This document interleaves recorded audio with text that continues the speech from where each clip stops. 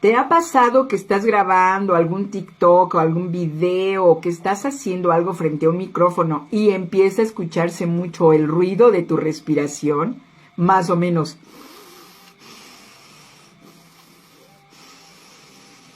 Esto por supuesto que llega a ser muy molesto para la gente que nos está escuchando porque sabes que el micrófono amplía estos sonidos y la verdad llegan a ser muy incómodos.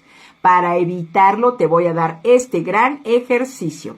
Vas a imaginar que cuando inhalas estás absorbiendo el aroma de una flor. Imagínate que aquí tienes la flor.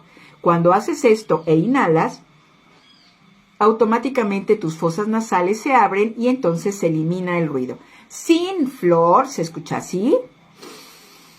Con flor se escucha nada. Inténtalo y vas a disfrutar mucho tu respiración.